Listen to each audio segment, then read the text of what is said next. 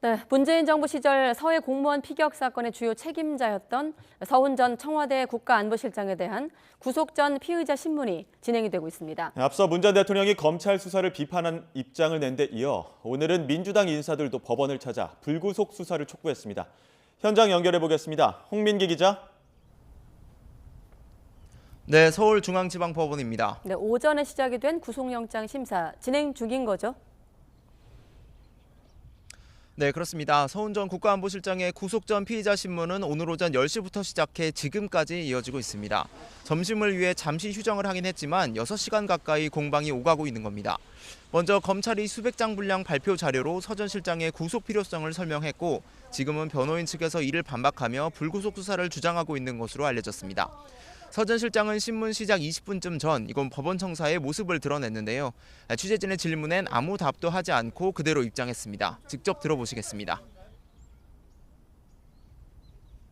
영장 심사 앞둔 신경 한 말씀 부탁드리겠습니다.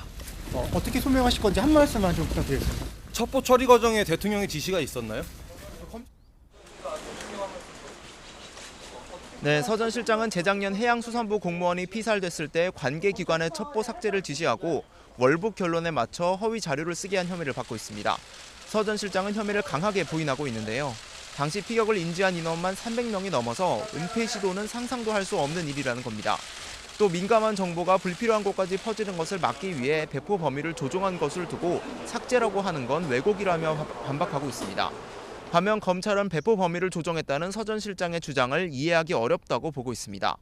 검찰은 서 전 실장의 안보실을 포함한 업무 전반의 최종 책임자였던 만큼 진실 규명을 위해선 신병 확보가 필요하다는 입장입니다. 네, 어제는 문재인 전 대통령이 처음으로 검찰 수사에 입장을 냈는데 오늘은 민주당 인사와 피격 공무원 가족도 법원을 찾았다고요. 네, 앞서 문 전 대통령은 입장문을 통해 처음으로 검찰 수사에 비판의 목소리를 냈습니다. 문 전 대통령은 검찰 수사가 안보 사안을 정쟁의 대상으로 삼고 공직자들의 자부심을 짓밟는 분별 없는 처사라고 지적했습니다. 그러면서 부디 도를 넘지 않기를 바란다고 경고하기도 했는데요. 서해 피격 사건은 관계기관의 보고를 직접 듣고 그 판단을 수용한 것이라며 책임자는 본인임을 강조했습니다. 오늘 서 전 실장과 함께 민주당 인사들도 직접 법원을 찾았는데요. 전 정부에서 장관을 지낸 전해철, 박범계 의원 등은 취재진을 만나 정책 판단에 사법 잣대를 들이대는 건 옳지 않다고 항변했습니다. 직접 들어보겠습니다.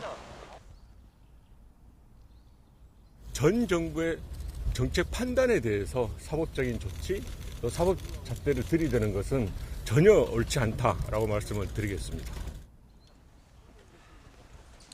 또 서해 피격 공무원의 친형 이래진 씨도 현장을 찾았는데요.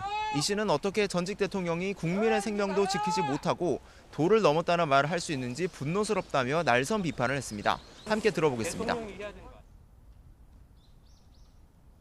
어떻게 전직 대통령이 국민의 생명을 지키지 못하고 죽여놓고 나서 도를 넘는다. 자기의 치부가 자기의 거짓말이 들통나니까 그걸 건들지 말라고 하는지 저는 분노스럽습니다. 서 전 실장은 처음 구속영장이 청구된 문재인 정부 첫 청와대 고위 인사인 만큼 구속될 경우 관련 파장도 클 것으로 보입니다.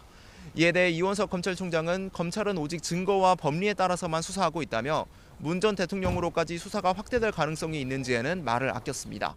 이 총장의 발언도 들어보겠습니다. 전직 대통령 말씀에 총장인 제가 말을 보태는 것은 적절하지 않다고 생각을 합니다. 어떤 방향을 두고 진행을 하는 것이 아니라 오로지 증거가 가리키는 곳만을 찾아가서